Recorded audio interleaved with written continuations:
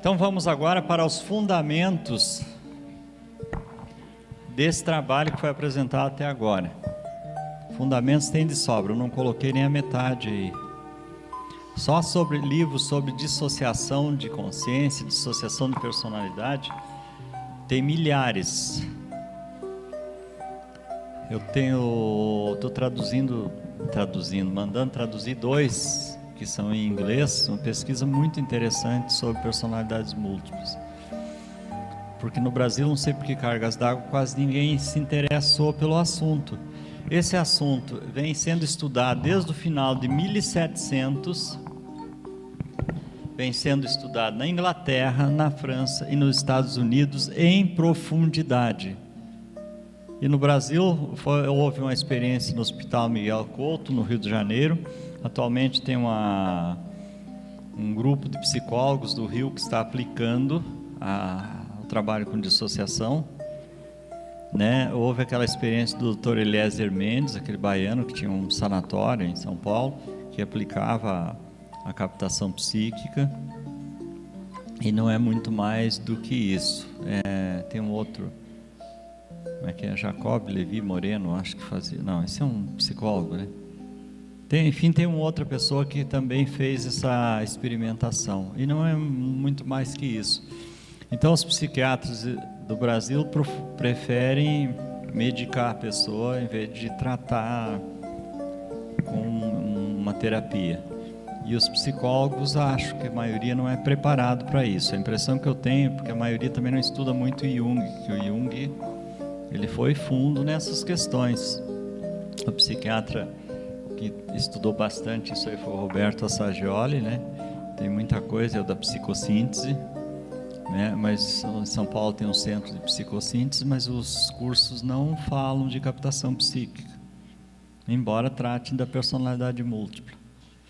Então nós que temos um recurso na mão, um recurso simples de tratar e resolver problemas, não podemos perder a oportunidade de aplicar e desenvolver, de aprender bem isso.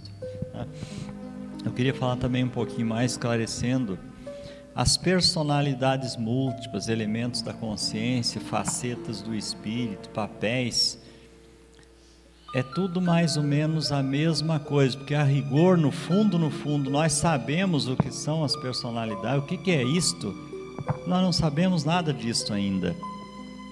A personalidade é uma maneira didática de você entender. Nós sabemos que ela tem uma aparência, uma configuração, uma série de propriedades, mas como é que o espírito consegue projetar vários ao mesmo tempo, várias projeções? Nós não temos ideia. Talvez a física quântica possa explicar isso. Mesma coisa que os fótons de luz, ao mesmo tempo que são ondas, são partículas. Como é que é a constituição da estrutura, da aparência dessas personalidades? É onda, é partícula, é o quê? Não sei. É uma e outra coisa ao mesmo tempo.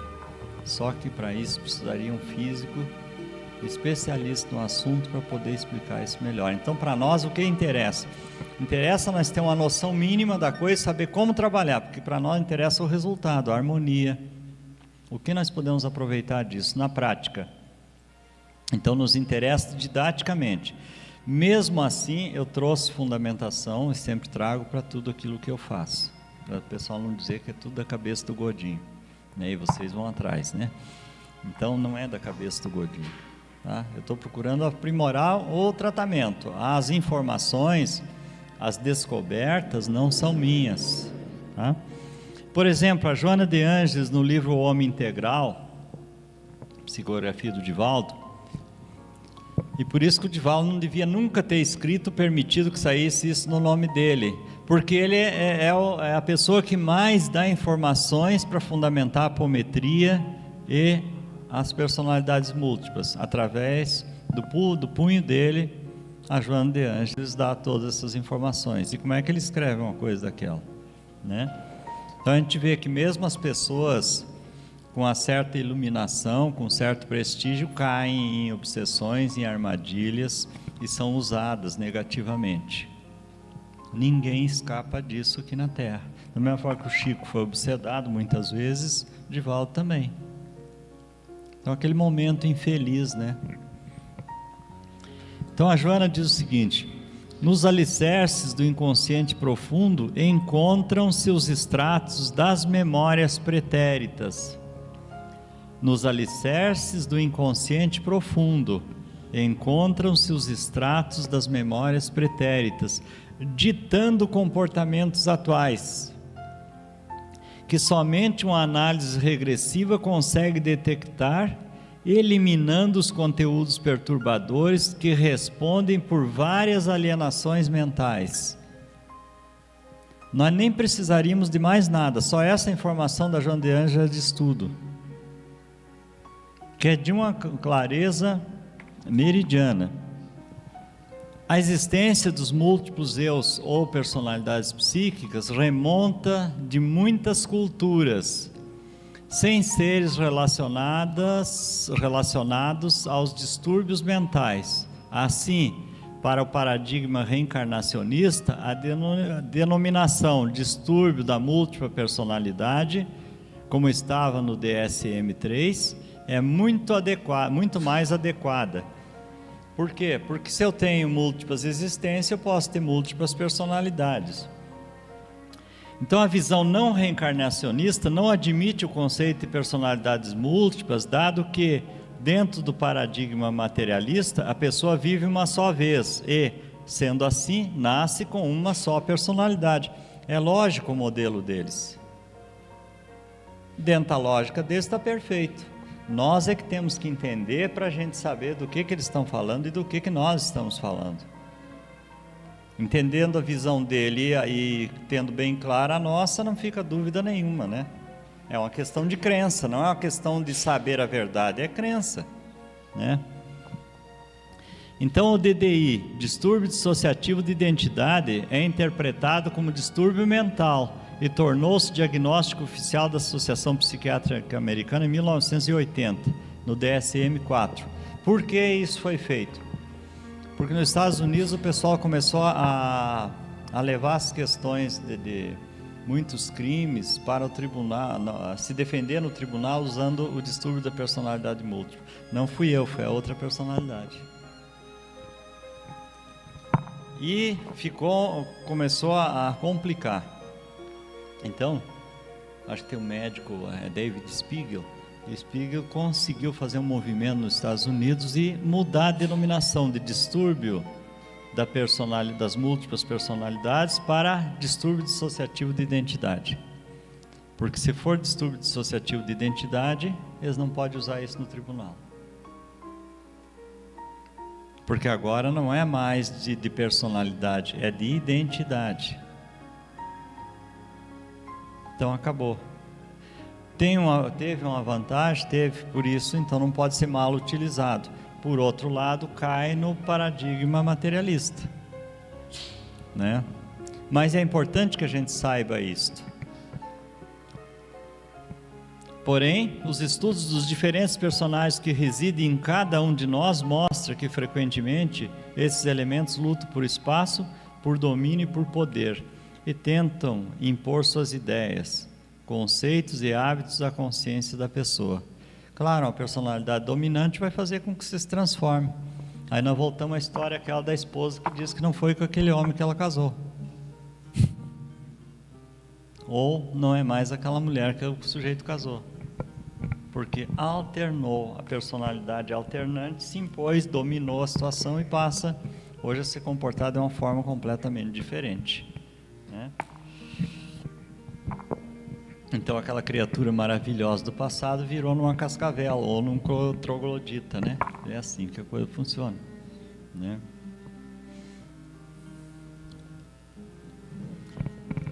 Rita Carter, no livro Multiplicidade, aborda pesquisas que atestam que o ser humano é uma família de eus e procura mostrar que cada ação de uma pessoa e suas manifestações emocionais resultam de personagens diferentes, de modo que, segundo ela, somos feitos por muitos outros personagens maiores e menores, cada qual querendo agir com independência dentro da comunidade psíquica da pessoa. Esse livro da Rita Carter É multiplicidade, a nova ciência da personalidade. É muito bom, porque inclusive tem os mapas das conexões. Por exemplo, você mexe numa personalidade, repercute em várias outras aquela ação. Aí é o efeito do deflagrador. Acontece um evento qualquer na vida da pessoa agora, aquilo repercute em várias outras existências passadas quase que simultaneamente. Todas as personalidades ligadas àquele tipo de trauma entram em ação. Então faz um efeito cumulativo. Em alguns casos, há um completo bloqueio de memória entre essas personalidades. Em outros, há conhecimento e até interação entre umas e outras.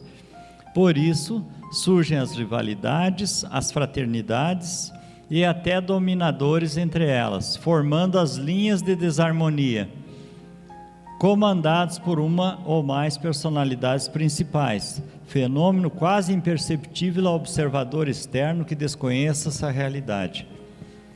Nós tínhamos noção disso alguns poucos anos atrás? Não. Se você desconhecer, passa batido, você não percebe. Se você estiver atento, você percebe. Não que nós não notássemos o fenômeno, mas nós não entendíamos o fenômeno, atinávamos com a existência dele, embora notássemos.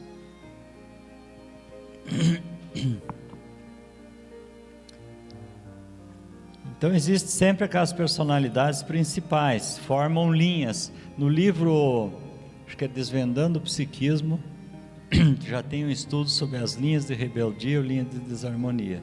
Quando nós começamos com a apometria, nós começamos a perceber isto. Eu penso o seguinte: primeiro que nós não trouxemos uma cópia do contrato encarnatório, então eu não sei o que eu assumi lá ou deixei de assumir. Não é verdade? Não sei. Então eu tenho que me esforçar para melhorar, para consertar. Ah, é karma? Eu não sei se é karma. Depois que eu fiz tudo o que podia, não consegui consertar, aí eu posso chegar à conclusão que é karma, que é decreto. Então nós temos todo o direito de buscar a nossa melhoria. Isso é lei cósmica, é da lei de progresso. Aliás, nós reencarnamos para compreender a vida e para nos espiritualizar, porque espiritualizar não é ficar rezando ajoelhado o dia todo, é você entender a vida e as leis divinas, as leis da vida. É isso que nós precisamos entender, que é o processo de espiritualização. E consertar tudo que está errado tudo que em nosso entendimento está errado, porque aquilo que você não entende errado, você não conserta. Pode ser até que está errado perante a ética cósmica, mas você só vai consertar o dia que você entender como errado, né? Mas aquilo que você já compreende como possível ou passível de melhorar, faça agora e se empenhe nisso, né? Então, quanto a isso, nós não precisamos ter nenhuma restrição. Embora tenha as opiniões contrárias, porque o Kardec não disse bem isso, para resignar-se e aceitar aquilo que não pode ser mudado, né? Porque os espíritas colocaram algumas causas a mais no que o Kardec escreveu. Por exemplo, é preferível rejeitar 99 verdades do que aceitar uma mentira. O Kardec falou 9. Quantos mais eles colocaram? Tá? Preferível rejeitar 99 verdades do que 9 verdades do que aceitar uma mentira. Mas ele não disse para você se acautelar e não aceitar mais nada com medo da mentira. Quando você sabe que é mentira, você não aceite, mas tem cara de verdade. A fundamentação traduz uma verdade. Não tem por que você não aceitar aquilo que parece ser verdade, tem tudo para ser verdade. Agora, se você descobrir que é uma mentira, você rejeita. Então, tem um excesso de zelo dentro do centro espírita. Aí fica os não pode isso, não pode aquilo, isso não pode ser perigoso, não é permitido. Não mexa no passado, porque Deus apagou, passou uma esponja, isso não pode, isso perturba. Você pode regredir, não volta mais, ficar parado lá na regressão, que é uma loucura, porque ninguém regride, a mente abre uma janela para o passado só. Então, uma série de coisas. Ah, isso é karma. É karma. Tem o karma da incompetência, que esse é terrível, né? Porque o karma da incompetência, ele está em toda parte. Então se chega, é aquele mesmo que leva o médico a dizer, isso é virótico. Isso aqui é genético. É o mesmo karma que no centro espírita funciona assim, isso é karma. Isso é karma, a mesma coisa, isso é karma. Isso aqui é melhor você deixar, porque a espiritualidade não permite que você saiba. Então, muitas vezes você pergunta uma coisa para o médium, ou para o dirigente, e ele não sabe, mas ele não pode dizer que não sabe, porque se dizer que não sei, puxa, ele está lá em cima do palco, né, meio metro acima dos outros, você pergunta para ele, aí pensa, faz aquela cara assim, como quem conversou com os espíritos, que nem aquele da entrevista lá do Chico Xavier, né? Ele olhava para um lado, não tinha ninguém lá, mas ele olhou. O Emmanuel disse isso, só que ele tinha o Emmanuel de verdade, mas a maioria não tem ninguém para dizer. Então ele faz aquela cara de que sabe e diz, você não me autorizaram a revelar para você, como se ele tivesse percebido alguma coisa que não é verdade. Falta estudo, falta humildade, porque uma das coisas que mais nos falta, humildade, é tão atávico, é tão arraigado, é tão automático isso que a gente nem percebe a nossa arrogância, o nosso orgulho, a gente não percebe, está tão... a gente não se dá conta mais. Então, amiga, vamos à luta com vontade e determinação. Não tem gente aí que falou há séculos e vem pregando que os segredos de Deus não podem ser desvendados? E não diz o Evangelho lá que não há nada na face da terra, no universo, que seja passível de ser descoberto e revelado? Ora, ou nós descobrimos Deus, ou então vamos permanecer na santa e velha ignorância, que é cômoda, é tranquila, né? Até porque essa palavra, a quem muito foi dado, muito será cobrado, isso é meio ameaçador, é melhor continuar ignorantinho às vezes, né? Então tem muito espírita com essa ideia, né? E outra coisa que é muito importante a gente saber, o que o Kardec disse sobre os espíritas? Como é que se reconhece um verdadeiro espírita? Pelo esforço que emprega na sua transformação moral, né? Ou em corrigir as suas más inclinações. Então, para ser espírita, em primeiro lugar, você tem que ter más inclinações, senão não precisa ser espírita. Lógico. Se você é santo, iluminado, ascensionado, para que você é espírita? Pura bobagem. Então, eu me considero um verdadeiro espírita, porque eu tenho que lutar todo dia com as minhas más inclinações. Então eu acho que é por aí, é consciência de qual é a nossa real situação, né?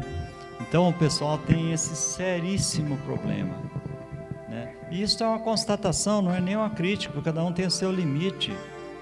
Eu saí de um centro que não deixava, eu falava de ramatiz, aquilo era uma como é que se diz, uma aberração, nossa,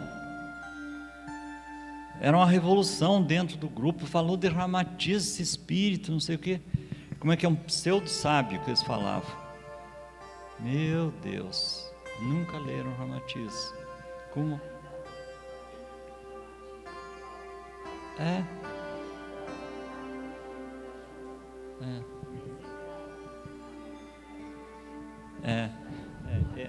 Um desses livros, em parte, ele foi execrado por um descuido do autor, que o Ramatiz que está falando ali fez umas colocações que não são do espírito fraterno de Ramatiz e universalista. Ali foi que estragou o livro.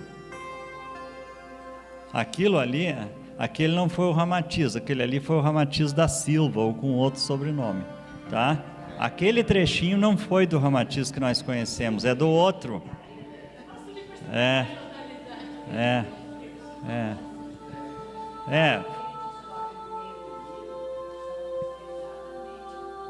Grande parte do livro e daquela série de livros, eu tenho alguns dos primeiros, são bons. Tem um que se chama Crística, que é ótimo.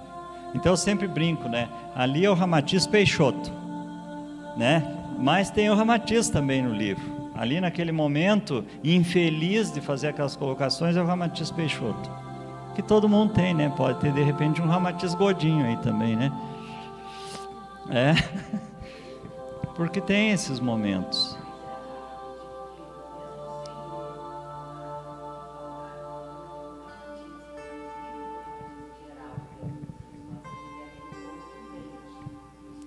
Mas o doutor Inácio Ferreira hoje não está estocando, pelo amor de Deus. Doutor Bezerra, Irmãs Dufo, a Maria Modesto Cravo, está cutucando o pessoal com vontade.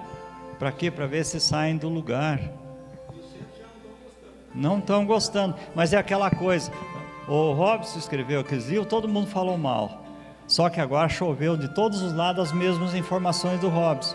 Antes do Robson, nós falávamos de umbrais, e o André Luiz escreveu aquele livro Sexo no Além, ou coisa assim. Abismo, nossa, todo mundo ficou escandalizado. Agora não está vindo as mesmas informações de várias fontes, não é isso que eles cobram? Tem que vir de várias fontes, pois está vindo de várias fontes. Não tem como falar, veio de várias fontes, né? Então, a grande verdade é que nós temos que correr atrás do que nos interessa, sair do nosso comodismo e parar de fabricar ídolos e acreditar em ídolos, né? Porque isso é a mesma coisa. Jesus, tem gente que faz toda uma pose para falar em Jesus, mas segue uma vírgula, entendeu o que ele falou? Não entendeu. Eu acho que nós temos que entender o que ele deixou escrito no Evangelho e aplicar nas nossas vidas, senão nós não tem valor nenhum isto. Porque eu sou espírita, como se espírito fosse alguma coisa importante. Eu acho que o espírita ganhou uma oportunidade fantástica de esclarecer, de clarear um pouco os seus equívocos, mas tem que procurar aplicar o esclarecimento. Nós nunca vamos nos livrar, nós vamos integrar. Na medida que elas se despersonalizam, que elas tomam consciência e passam a convergir para sempre para a nova proposta e colaborar que a nova proposta cada dia funcione melhor, aí vai haver uma despersonalização, e aí então nós partimos para a individuação. Mas é uma caminhada, é a chamada evolução. É a mesma coisa o seguinte, hoje aqui nós temos divergências de ideias. Se nós continuarmos estudando junto, trabalhando junto com a mesma proposta, daqui 1 ano, 2 anos, 10 anos, todo mundo está integradíssimo aqui. Se um sair e mudar para o Mato Grosso, já chega lá, já funda um grupo de trabalho, porque já incorporou a proposta e já leva outros para a mesma ideia, para a mesma convergência. Então nós vamos sim, um dia integrar. Na realidade, isso faz parte da perfeição divina, porque através das múltiplas personalidades nós absorvemos múltiplas experiências simultaneamente. Então o espírito, na sua jornada terrena, aprende muito mais do que aprenderia se ele tivesse focado num momento só.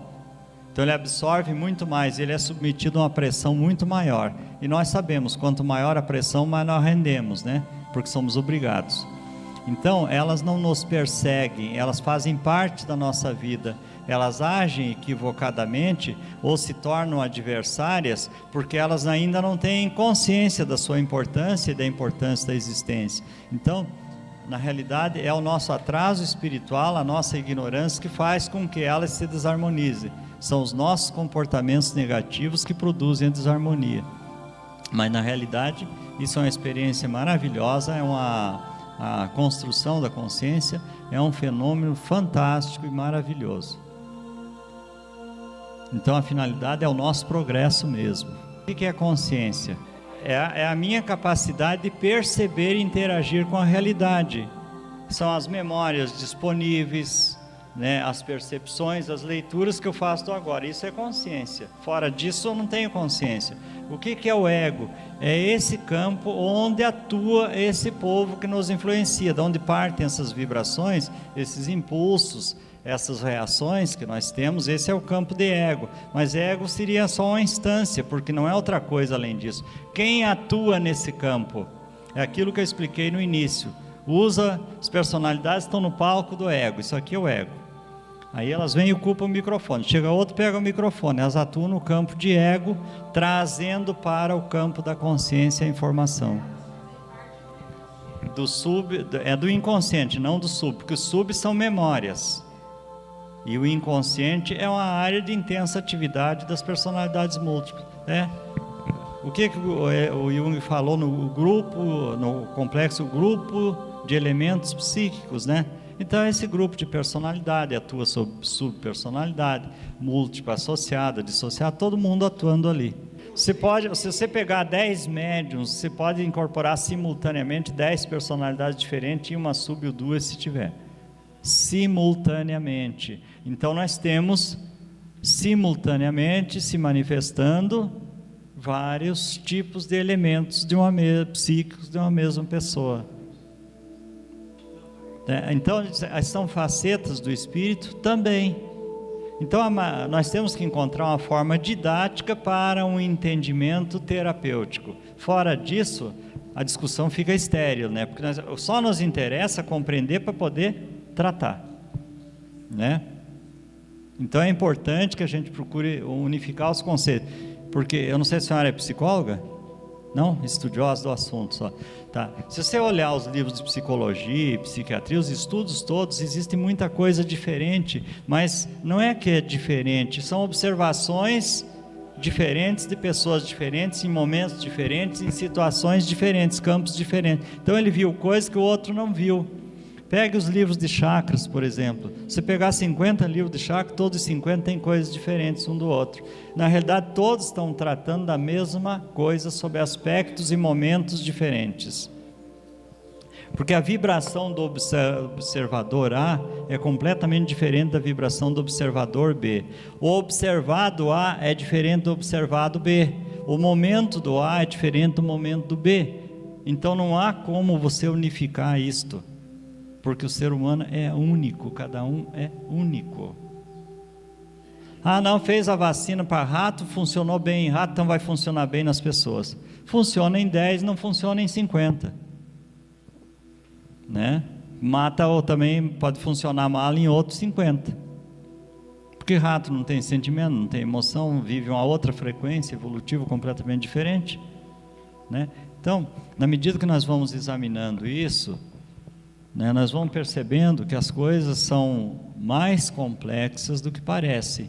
Agora, diante dessa complexidade, porque nós somos filhos de Deus, ora, centelhas divinas, você olha para esse universo infinito de galáxias que se sucedem infinitamente, onde é que está Deus?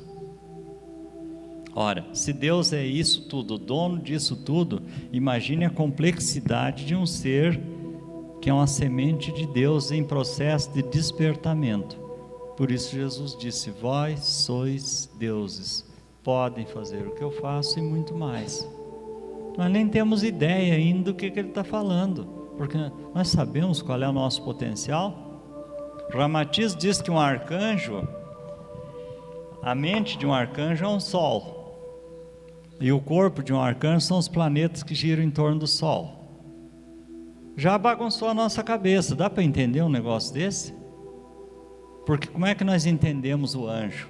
O nosso anjo tem que ter asa e tem que ter uma aparência de gente. Bonito, tem que ser bonito também, porque não pode ter anjo feio, né? Tem que ser bonito, né? Asa, ser luminoso, ter um tamanho assim mais ou menos avantajado, né? Porque não pode ser anjo miudinho, senão fica meio esquisito, aí não tem poder, né?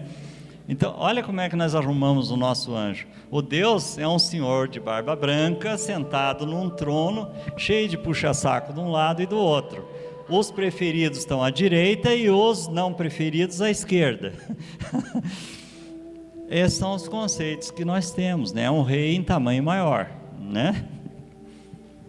E que tem alguns dos seus acólitos que podem traí-lo, como aconteceu com Lúcifer e outros lá, né? Que resolveram de sacanear. Ora, fizeram um deusinho à moda humana, e nós sabemos que não é nada disso, não há.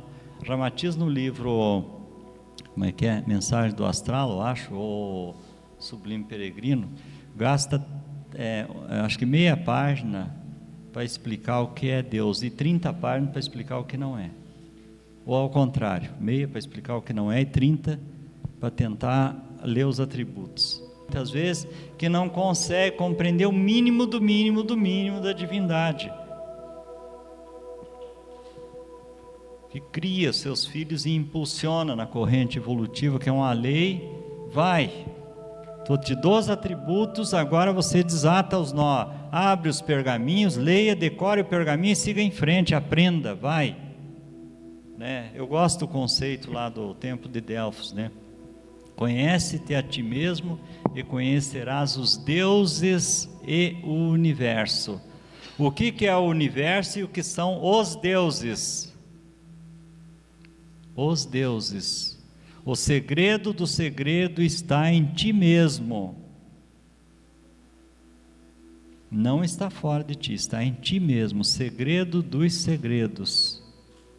E aí vem o Espírito lá, o Ângelo Inácio, e diz o seguinte: a magia mais aterradora é aquela que o ser humano faz contra si mesmo. Essa nem Deus desmancha. Por quê? Porque o ser humano é um Deus. Então ele desmancha e ele faz, como a própria divindade. Então é um atributo de poder que é inerente a ele mesmo. Só que, o que nós estamos fazendo? Nós estamos começando a perceber que nós temos uma série de atributos que nos prejudicam. Por quê?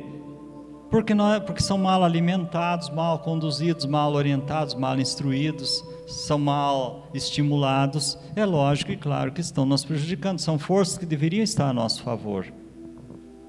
Agora, se nós não tomarmos consciência de que a responsabilidade é nossa, pessoal, nós não vamos resolver isso, vamos continuar sofrendo, culpando o fulano, porque o fulano me fez macumba, porque o outro tem olho gordo, porque o outro está com inveja, porque não sei o que.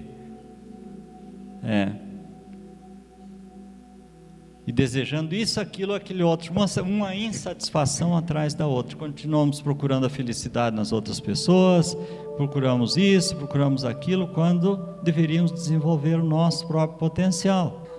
Eu acho que não tem seita, religião ou crença em que as coisas fluam harmoniosamente em todos os níveis, porque se o ser humano está encarnado, ele está em provas, ele está em processo de aprendizado. A pessoa vai se condicionando melhor e se comportando melhor na medida que ele vai incorporando os conceitos que são ensinados ali, mas ele também tem problemas. Então, prosseguindo com nossa exposição, você viu que o sol piorou aqui, está muito mais iluminado agora, ficou muito mais difícil a projeção, né? Devia virar a projeção para lá, ficava mais fácil, né? Então fica mais difícil vocês perceberem, mas como eu vou ler, então ajuda um pouco. Aqui os fundamentos científicos e espiritualistas sobre as personalidades psíquicas. O Jung entendia que os vários grupos de conteúdos psíquicos, ao desvincular-se da consciência, passam para o inconsciente, onde continuam numa existência relativamente autônoma a influir sobre a conduta. Eu penso que eles não se desvincularam da consciência, a não ser que ele estivesse imaginando as personalidades, focando as personalidades, as subpersonalidades, mas não as múltiplas, porque as múltiplas já estavam no inconsciente. Então é uma reflexão na realidade, mas de qualquer forma é interessante, porque ele detectou a existência dessa problemática e procurou estudar isso o melhor que pôde, e detectou que influíam sobre a conduta, e que a psique, tal como se manifesta, é menos um continente do que um arquipélago, onde cada ilha representa uma possibilidade autônoma de organização da experiência psíquica. Então ele está falando, é todo um conjunto de um arquipélago de ilhas realmente, e cada ilha tem o seu comando próprio, suas deliberações próprias. Ele colocou uma imagem muito clara do que seria o nosso psiquismo, né? Então fica fácil de compreender. Afirmava ele que tudo isso se explica pelo fato de a chamada unidade da consciência ser mera ilusão, Somos atrapalhados por esses pequenos demônios, os nossos complexos. Eles são grupos autônomos de associações com tendência de movimento próprio, de viverem sua vida independentemente de nossa intenção. Por isso muitas vezes você pensa uma coisa e as personalidades estão pensando outra. Então você fica esvaziado de forças para você executar o que você está pretendendo. Está cheio de gente que gostaria de fazer isso, gostaria de fazer aquilo, gostaria de fazer não sei o que, e fica a vida inteira não gostaria. No já tentei, no não deu certo. Por causa disso, a consciência quer uma coisa e o subconsciente, o inconsciente quer outra coisa, né? Hã?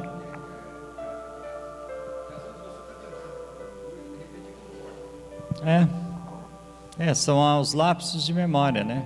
São as interferências das personalidades. Continua afirmando que o nosso inconsciente pessoal e o inconsciente coletivo constituem um indefinido, porque desconhecido, número de complexos de personalidades fragmentárias. Então é um indefinido número, nós não temos ideia quantas tem.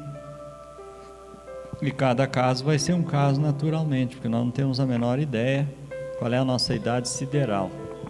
Mas deve ser aí uns 3 bilhões de anos, né? Se com 3 bilhões de anos nós estamos fazendo tudo o que nós fazemos hoje ainda, vão demorar a consertar, né?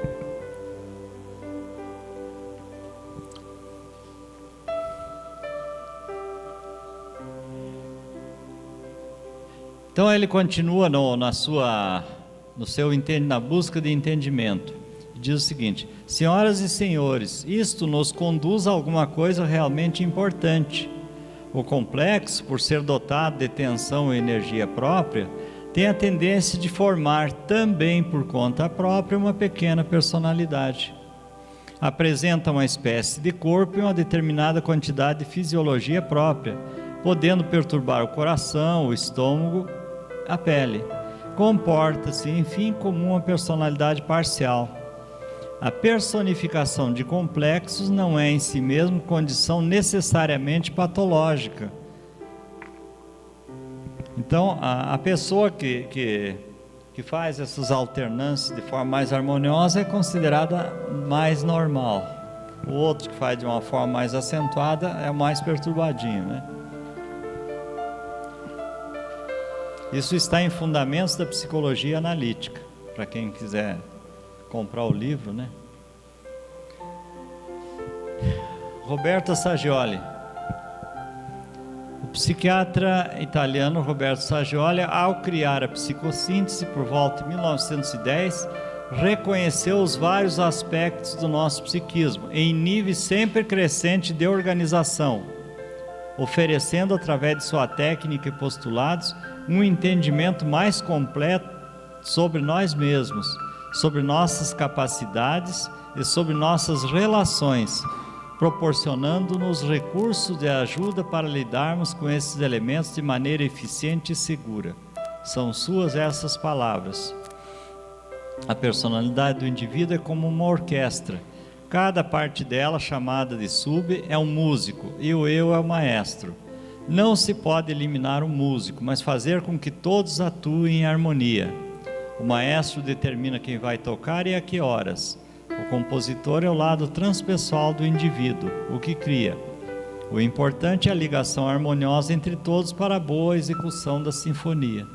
É do livro O Ato da Vontade, que talvez nós venhamos editar esses livros da Saggioli, porque não é mais editado, a editora que fazia isso no Brasil não quer mais saber dos livros, talvez nós vamos editar, porque são livros importantes para o nosso estudo. É interessante essa rejeição daquilo que não é comercial, que não chama atenção, porque as pessoas não percebem a importância da coisa, então deixam cair no esquecimento aquilo que seria muito importante. Como o filme aqui, As Três Faces de Eva e a Síbil, tem os livros também. Eu tenho As Três Faces de Eva, eu tenho o livro e tenho um último que saiu, que é a Face Final. E tenho também uma cópia de uma entrevista dessa personagem, da Eva. Muito interessante, já ela com acho que uns 60, 70 anos, contando a história dela. Como é que foi aquilo. E as campanhas de descrédito sobre o trabalho que foi feito com ela. Porque o pessoal tenta, os contrários, né, tentam, como aquela mensagem do Divaldo, dizer que as personalidades múltiplas é a invenção dos terapeutas, né? Então, pois é.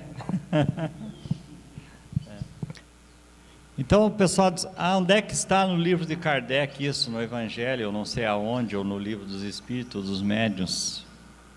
Se você procurar em Leon Denis, você encontra, se procurar em Aksakov, você encontra, se procurar em Bozano, você encontra.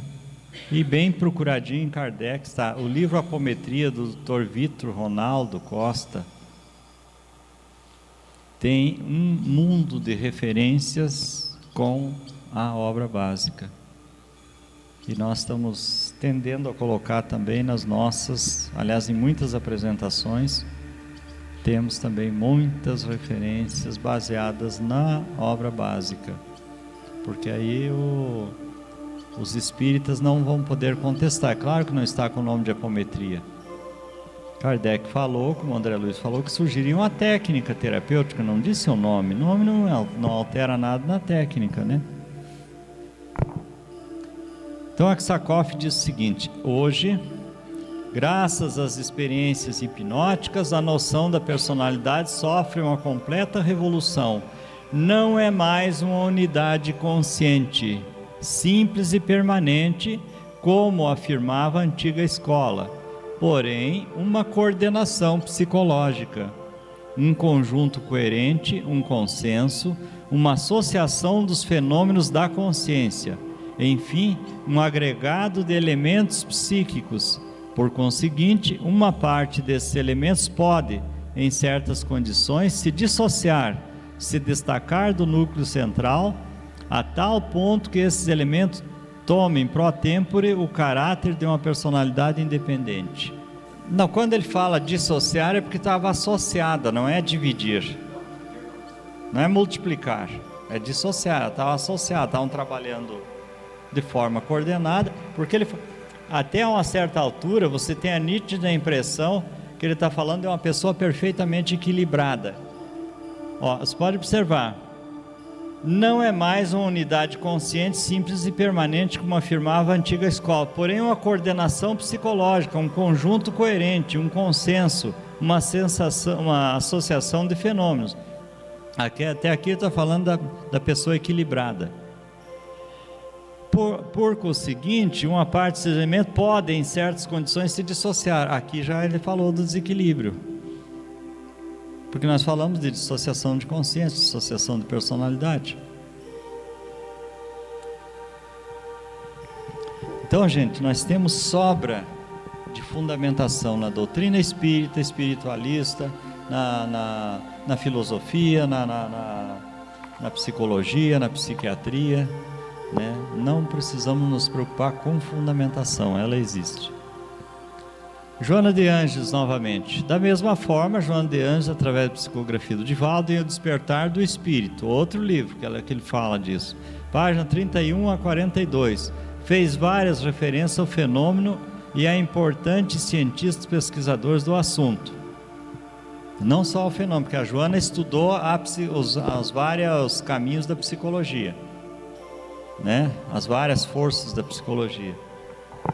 Na imensa área do ego surgem as fragmentações de subpersonalidades, que são comportamentos diferentes a se expressar conforme as circunstâncias, apresentando-se com frequência em comum.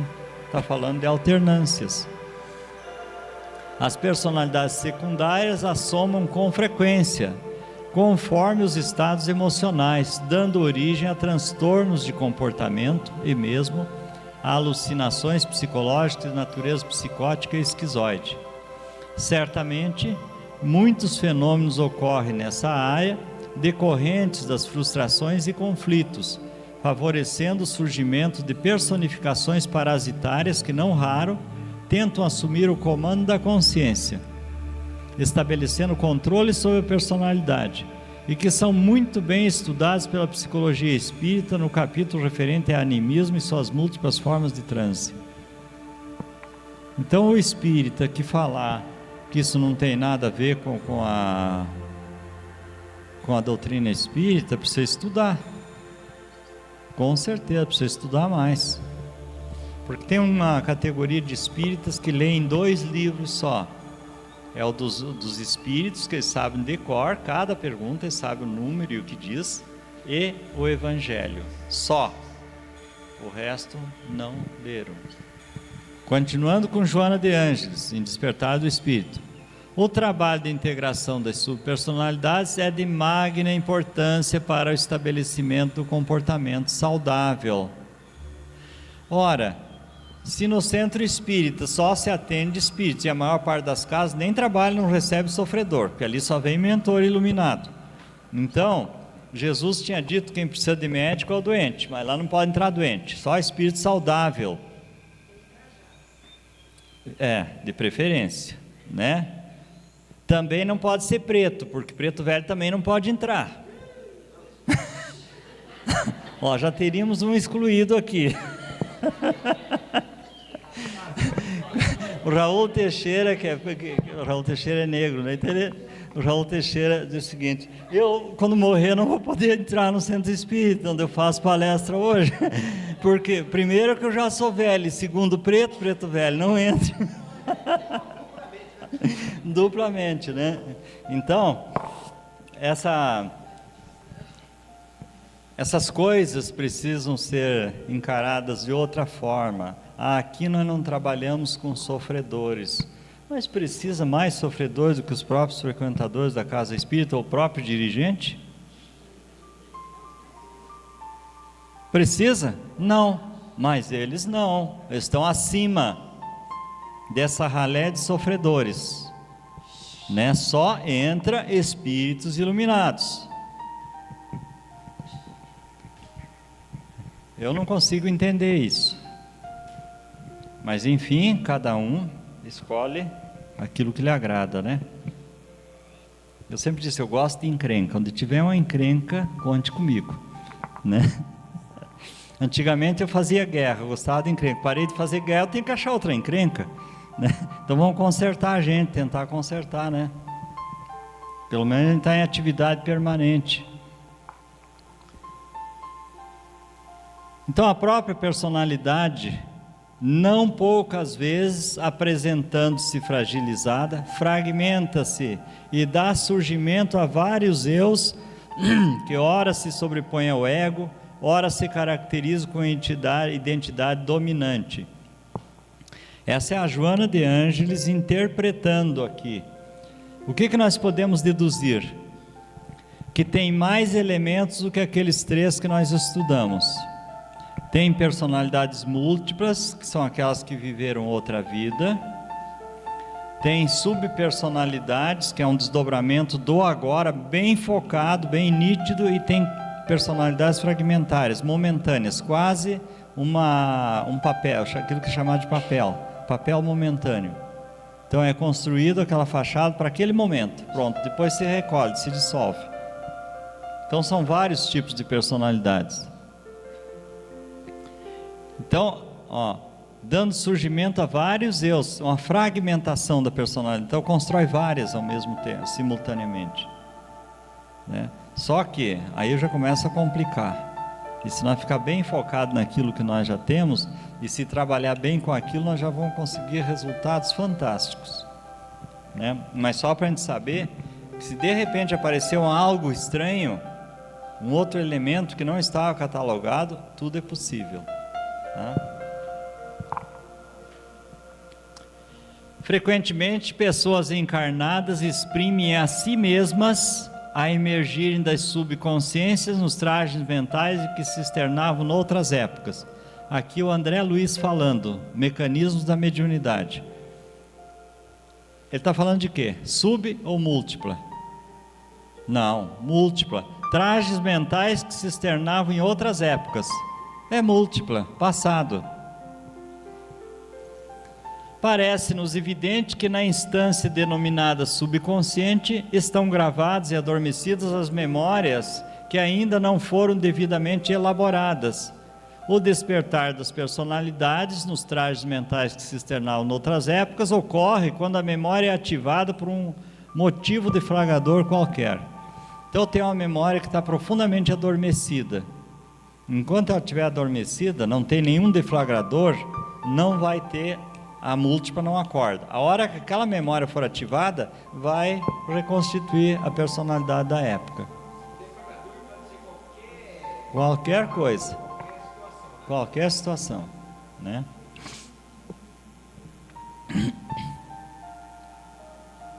Aqui o livro do Ernesto Bozano, A Crise da Morte.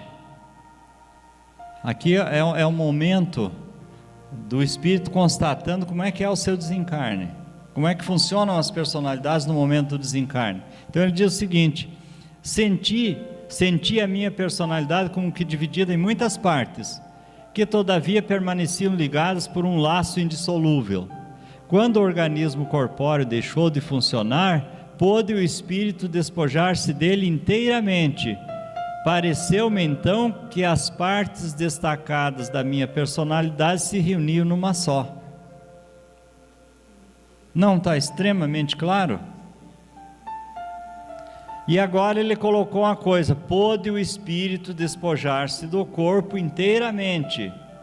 Pareceu-me que as partes destacadas da minha personalidade se reuniam numa só. Espírito e personalidade são a mesma coisa? Está claro que não são.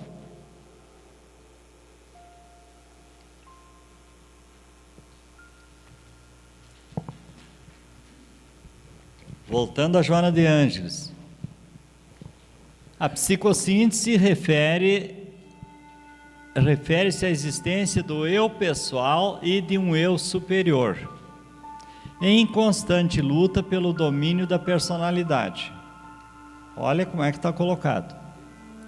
O eu pessoal é, muitas vezes, confundido com a personalidade, sendo ele mesmo o ponto de autoconsciência pura, conforme o define Roberta Sagioli.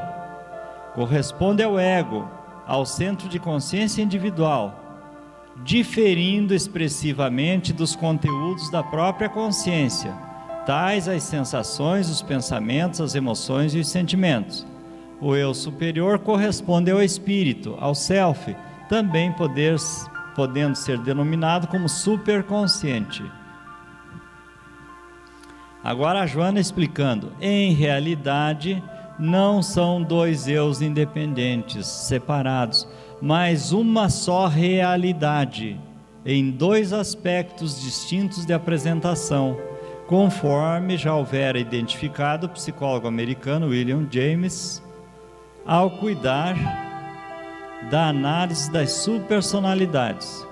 Na sua imensa complexidade, a individualidade que se expressa através de seu superior enfrenta as experiências das personalidades presentes no eu individual. Você percebeu o tamanho da briga que existe dentro do nosso psiquismo, da luta? Não vamos colocar briga, da luta.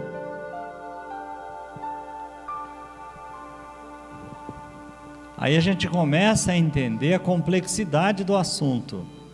Não é tão simples assim fazer definições, né? Mas é simples tratar. Então eu volto novamente na coisa prática. O que está ao alcance da nossa mão? Tratar. Então, porque fulano está viajando, vai para aquele, vai para isso, vai para aquilo, mas ele sabe tratar. Se ele souber tratar, ele está dando um fim útil para aquele conhecimento. Porque você não se pode ficar guardando um conhecimento sem dar um fim útil para ele. Então nós temos que entender o melhor possível e aprender a tratar, que aí aos poucos nós vamos firmando o nosso entendimento, a nossa visão sobre o assunto. Porque na medida que você começa a trabalhar com as personalidades na incorporação, você vai entender mais profundamente alguns aspectos que são muito sutis.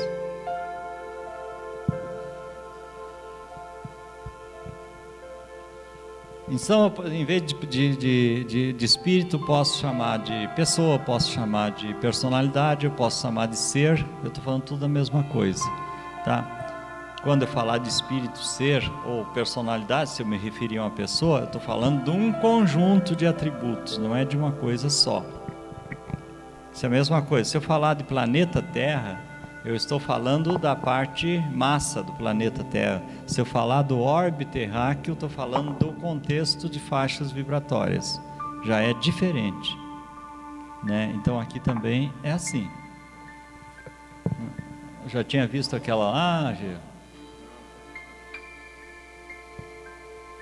Então, na sua imensa complexidade, a individualidade que se expressa através de seu superior enfrenta as experiências das personalidades presentes no eu individual. Nessa aparente dicotomia dos eus, a ocorrência se dá, porque um não toma conhecimento do outro de forma consciente, podendo mesmo negar-se ao outro. É aquilo que nós vemos. A impersonalidade incorpora, ela não conhece a pessoa onde ela habita, não sabe que tem outros. Quando você conscientiza e mostra, aí ela passa a perceber e passa a perceber os outros, e aí então começa o entendimento. Caso contrário, quando ela percebe, ela se desentende, porque ela não aceita ficar presa em uma pessoa, ou não aceita disputar espaço com outros. O eu, porém, é único, indivisível, manifestando-se, isto sim, em expressões diferentes de consciência e de autorrealização. Esse eu aqui é o eu aqui da consciência? Não. Esse eu que se expressa, que se manifesta em diferentes expressões de consciência, é o eu superior. Ele usa então essas várias expressões que são as personalidades. Para o trabalho saudável, para a integração dessas vertentes do eu, são necessários o trânsito por alguns estágios terapêuticos. Ele não diz que é para uma terapia só, há alguns estágios terapêuticos. Quais? O conhecimento de si mesmo, da própria personalidade, a administração dos vários elementos que constituem essa personalidade. Olha bem, a administração dos vários elementos que constituem essa personalidade. A busca de um centro unificador, ou seja, de uma convergência, de um propósito, para que se dê a realização do verdadeiro eu mediante a reconstrução da personalidade em volta do recém-formado fulcro psicológico. Então, em torno desta consciência, eu tenho que trabalhar para que essas personalidades que orbitam em torno possam se harmonizar e me servir. Porque até que isso não aconteça, elas funcionam como vampiros de energia, como perturbadoras, me gerando inquietação, gerando uma série de impressões desarmônicas. A partir do momento que eu trabalhar cada uma delas, alinhar, que eu olhar para dentro e verificar quais são os conteúdos perturbadores de memórias que eu carrego e eu buscar dar um significado novo a isso, então eu vou conseguir fazer esta reconstrução da personalidade em torno do fulcro psicológico. Então aí eu começo a me sentir mais saudável, mais harmonizado, mais tranquilo, mais seguro. Os distúrbios. A dissociação das personalidades psíquicas vem sendo estudadas pela ciência há séculos, como também os distúrbios que causam. Mas somente é considerada a existência de um distúrbio quando o grau de dissociação é acentuado e muito desarmônico. No Manual de Diagnóstico e Estatístico de Transtornos Mentais da Associação Americana de Psiquiatria, que é o DSM, e no Código Internacional de Doenças, que é o CID-10, né? Os sintomas causados pelas personalidades psíquicas são conhecidos como dissociação de personalidade, distúrbio de personalidade múltipla, ou transtorno ou distúrbio dissociativo de identidade. Os nomes não alteram o significado, tá? Então aqui nós vamos ver um distúrbio de personalidade, como ela se manifesta. A esquizofrenia é um distúrbio de personalidade. Então, segundo Bleuler, a esquizofrenia E o distúrbio de personalidade alternante envolve fragmentação, mas de tipos diferentes. Ou seja, os dois, o distúrbio da personalidade múltipla e a esquizofrenia, os dois são compostos por muitas personalidades, mas se comportam de forma completamente diferente. Então, na dissociação, a organização das personalidades diferentes se alterna, ou seja, uma sucede à outra. Na esquizofrenia, elas existem lado a lado em forma de fragmentos. O esquizofrênico tem atitudes, emoções e comportamentos irreconciliáveis simultaneamente, assim como distorções de lógica e do senso de realidade. O múltiplo não tem problema de lógica e nem de senso de realidade, mas divisões em sucessivos fragmentos. Então, o múltiplo é lógico em cada personalidade. Uma personalidade diz que sim é sim, chega a outra, alterna e diz não é não. Né? Pode ser completamente oposta, mas ela tem a sua lógica. Na esquizofrenia não tem lógica nenhuma. Ele não fala mais coisa com coisa. Né? É como se todos falassem no microfone ao mesmo tempo. Jung, falando sobre a esquizofrenia, afirmou: na condição esquizofrênica, eles, os múltiplos, se emancipam em relação ao controle consciente, a ponto de tornar-se visíveis e audíveis, aparecem em visão e falam através de vozes. Então, as pessoas que estão ouvindo vozes, coisas assim, podem chegar à esquizofrenia. Né? Alguns são só médiuns, mas se não se conduzirem como médios, vão chegar à esquizofrenia, não se encaminharem como médios. Então, isso sempre nós precisamos ter isso claro para nós, né?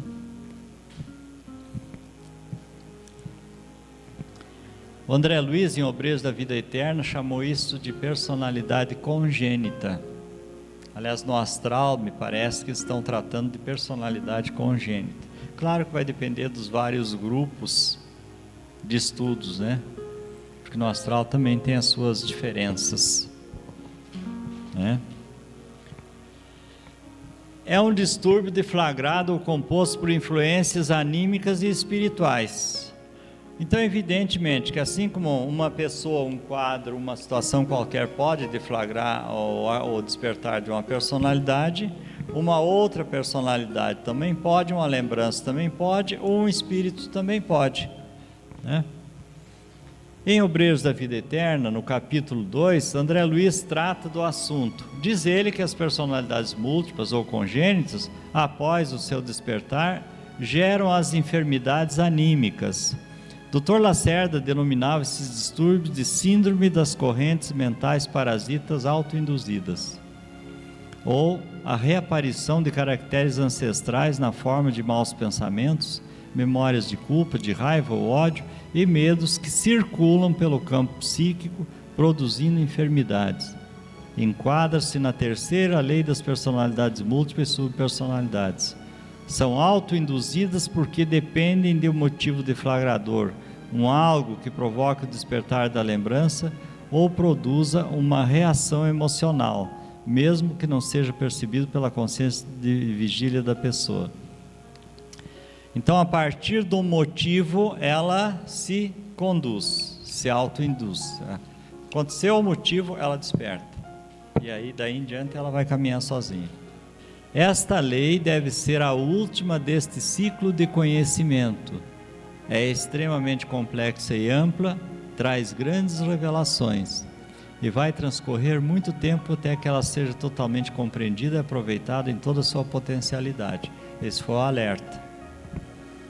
E diz o seguinte: o espírito, enquanto na carne, manifestando uma nova personalidade, pode arrojar de si mesmo, não só personalidades antigas reativadas, como também subpersonalidades desdobradas da atual personalidade física. Esses elementos, personalidades múltiplas e sub, têm um grau elevado de livre-arbítrio, capacidade de ação e interação com o meio físico, anímico e espiritual onde atuem, com possibilidade de interagir com os habitantes de qualquer um desses meios, podendo causar dificuldade ou auxiliar, conforme a intenção que tenham ou a natureza da força mental que as arrojou. Dessa mesma forma, em sentido inverso, personalidades múltiplas ou subdesequilibradas, próprias ou de terceiros, podem estabelecer sintonias e simbiose e permanecer conectadas mutuamente, gerando desarmonias e perturbações de diversas ordens. E aqui uma outra advertência muito importante, que é a utilidade. O conhecimento dessa lei faculta-nos a possibilidade da descoberta, o despertar e o desenvolvimento de inúmeras potencialidades ainda adormecidas no homem atual.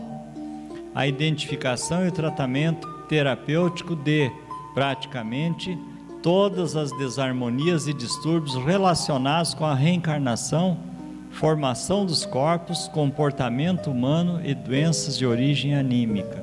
Então vejam o potencial da ferramenta que está em nossas mãos.